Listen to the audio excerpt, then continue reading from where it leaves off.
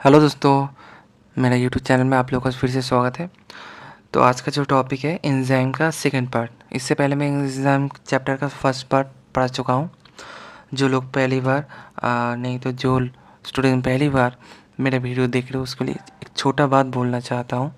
मेरा इस चैनल में मैं जितना भी टॉपिक पढ़ाता हूँ मैं ट्राई करता हूँ सब जितना कम हो सके उसको छोटा करके और एकदम इजी वर्ड में तुमको समझाने के लिए। और जो क्वेश्चन सबसे ज़्यादा एग्ज़ाम में आ चुका है और जो आने का चांस होता है मैं सिर्फ वही पढ़ाता हूँ। ठीक है, ज़्यादा ना बात करके शुरू करता हूँ आज का टॉपिक। तो इससे पहले मैं पढ़ाया था एंजाइम में एंजाइम इनहिबिटर का शॉर्ट पढ़ाया था। आज जो पढ़ाऊँगा वो है टाइप्स। ठीक है, वो है एंजाइम इनहिबिटर का टाइप्स क्या है। यहाँ पर देखो मैं लिखा हूँ, एक है कॉम्पिटिटिव टाइप और एक है नॉन कॉम्पिटिटिव टाइप। ठीक है, मतलब competitive inhibitor and non competitive inhibitor. तो कॉम्पिटिटिव इनहिबिटर में क्या है, देखो this the inhibitor have a structural similarity with the substrate. यानी कि ये जो कॉम्पिटिटिव इनहिबिटर होता है इसका स्ट्रक्चर सबस्ट्रेट के सिमिलियर होता है। ठीक है, और नॉन कॉम्पिटिटिव इनहिबिटर क्या होता है, no structural relationship between inhibitor and substrate. यानी कि इसके अंदर कोई सिमिलरिटी नहीं होता है, दोनों के अंदर दोनों पूरा अलग होता है।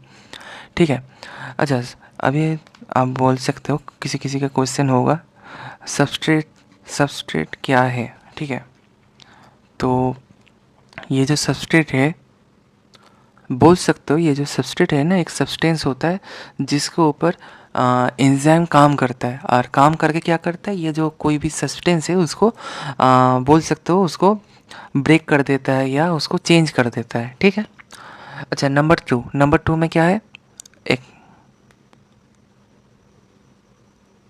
देखो नंबर टू में क्या है, this is called reversible inhibitor. यानी कि ये जो कॉम्पिटिटिव इनहिबिटर है ना इसको रिवर्सिबल इनहिबिटर भी बोला जाता है।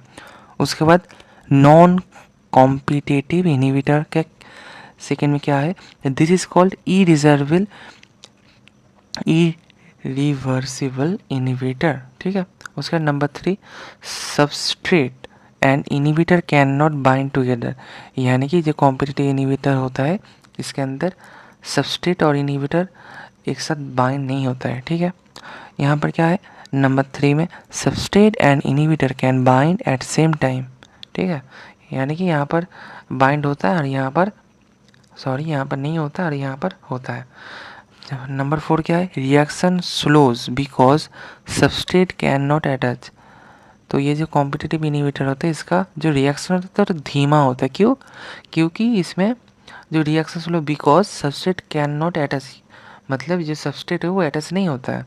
और नंबर फोर में यहाँ पर क्या लिखा है, नॉन इनहिबिटर कॉम्पिटिटिव इनहिबिटर में reaction slows even if substrate attach. ठीक है, अच्छा नंबर सिक्स एग्जाम्पल में क्या है कॉम्पिटिटिव इनहिबिटर में, यहाँ पर देखो ये ड्रग के बारे में शायद फर्स्ट ईयर में तुम पढ़ ही चुके हो ज़्यादातर स्टूडेंट, सल्फोनामाइड। ठीक है, और उसके बाद नॉन कॉम्पिटिटिव इनहिबिटर में एग्जाम्पल क्या है, हेवी मेटल्स। ठीक है,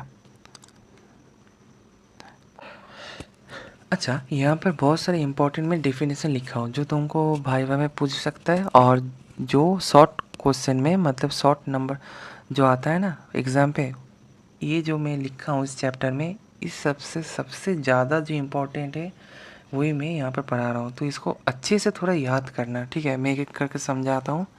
फर्स्ट है कोफैक्टर क्या है, A cofactor is a non-protein substance required by some enzyme to perform catalytic activity। यानी कि ये जो कोफैक्टर होता है नॉन प्रोटीन एक सब्सटेंस होता है जो क्या करता है, मान लो कभी कभी ये जो एंजाइम है ये सही से काम कर सकता नहीं है कभी कभी। ठीक है, तो उस समय क्या होता है ये जो कोफैक्टर है उसको हेल्प करता है। ठीक है, तो कभी कभी ये कैटालिटिक रिएक्शन भी होता है। अच्छा तुमको एक मैं एग्जाम्पल देता हूँ जिससे तुम इसका जो एक आइडिया बना लोगे तो तुम लिख पाओगे एग्ज़ाम के समय में। ठीक है, मान लो कोई वर्कर है। ठीक है, मान लो एंजाइम यहाँ पर एक वर्कर है। ठीक है, ये जो एंजाइम है एक वर्कर है। तो एक वर्कर को काम करने के लिए क्या लगता है, टूल लगता है। अगर टूल ना मिले तो वो वर्कर काम कर पाएगा, नहीं कर पाएगा। तो वैसे ही यहाँ पर एंजाइम का जो टूल है बोल सकते हो वो कोफैक्टर है, समझ गए, ठीक है। अच्छा, इसका एग्जाम्पल क्या है, मेटल आयन लाइक मैग्नीशियम, ठीक है, ये सब। अच्छा, उसके बाद को एंजाइम, ठीक है। को एंजाइम क्या है, देखो, a coenzyme is a small organic substance that help enzyme in biological reaction.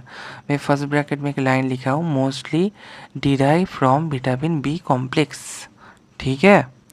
तो देखो, कोएंजाइम क्या है, कोएंजाइम होता है एक स्मॉलेस्ट ऑर्गेनिक मॉलिक्यूल बोल सकते हो, ठीक है, स्मॉलेस्ट ऑर्गेनिक मॉलिक्यूल जो एंजाइम को बायोलॉजिकल रिएक्शन करने में सहायता करता है, ठीक है। तो ये सब नॉर्मली विटामिन बी कॉम्प्लेक्स से उत्पन्न होता है, ये वाला, ठीक है। तो इसको भी एक एग्जाम्पल के तरफ से मैं समझाने जा रहा हूँ। मान लो ये जो कोएंजाइम है ना, ये कोएंजाइम कोफैक्टर जैसे हम थोड़ी देर पहले पढ़ा था ना, कोफैक्टर जैसे एंजाइम के हेल्प करता है, ठीक है।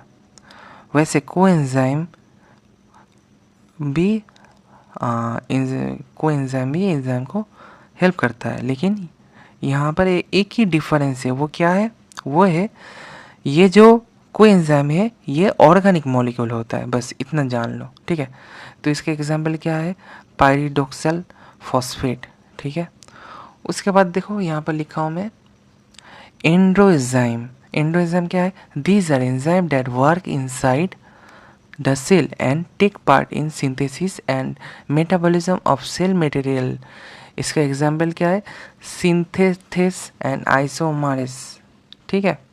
तो एंडोएंजाइम क्या है, देखो, एंडोएंजाइम होता है एक एंजाइम जो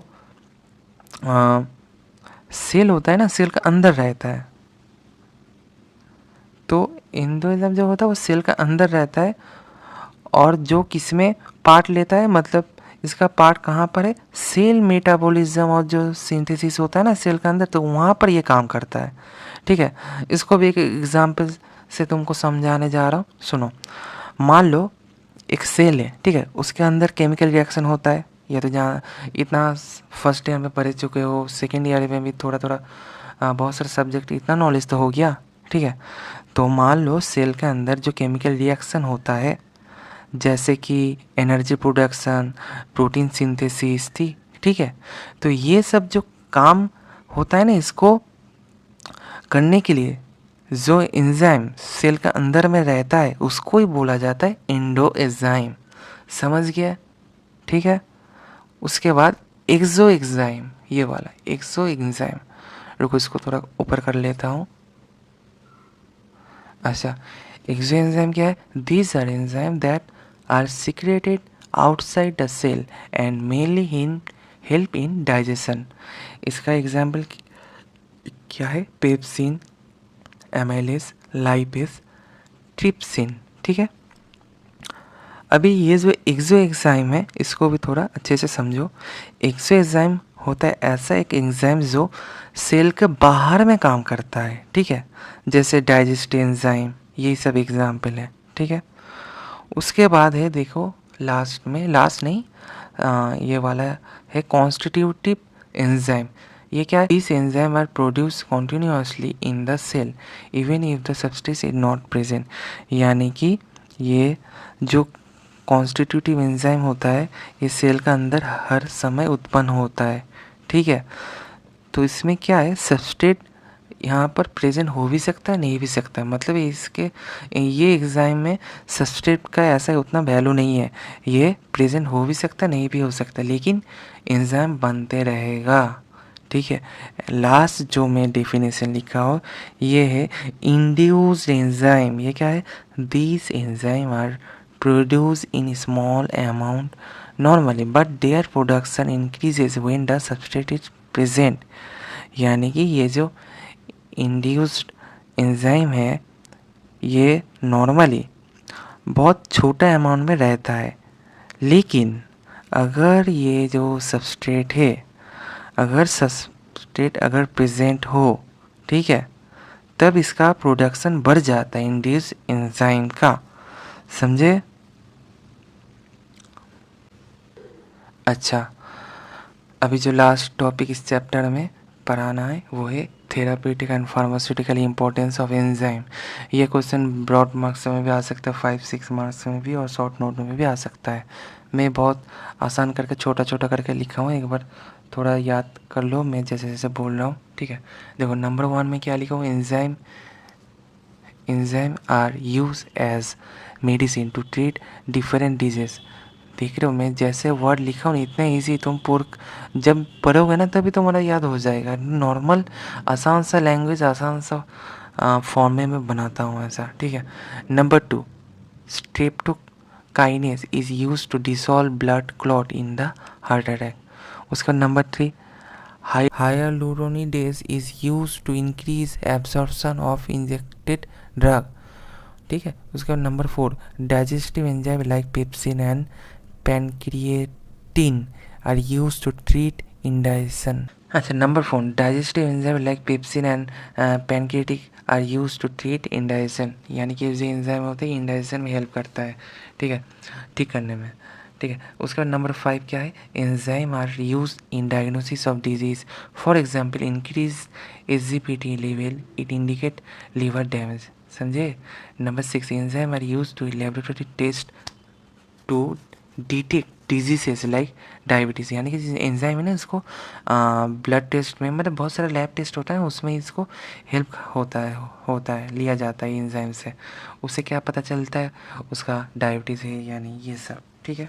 उसके बाद नंबर 7 में लिखा हूँ, देखो, in pharmaceutical industry enzyme are use in preparation of antibiotic and other drug, यानी कि जो एंजाइम होता है ना, ये एंजाइम अभी फार्मास्यूटिकल इंडस्ट्री में बहुत ज़्यादा इसको लिया जा रहा है। क्यों, इससे दवा बनता है, इससे एंटीबायोटिक बनता है, ठीक है। उसके बाद नंबर 8 क्या है, enzyme help in biotechnology for production of vaccine and insulation, समझे। उसके बाद देखो मैं लिखा हूँ last point, enzyme are use to improve drug absorption and drug action, यानी कि ये एंजाइम है ये ड्रग एब्जॉर्प्शन में भी सहायता करता है, ठीक है। ये जो एंजाइम चैप्टर था अभी ये पूरा मैं पढ़ा चुका हूँ। तो एक रिक्वेस्ट है, अगर मेरा वीडियो थोड़ा सा भी अच्छा लगे प्लीज़ इसको थोड़ा सपोर्ट करना, बस इतना ही बोलना है, ठीक है। Thank you, bye.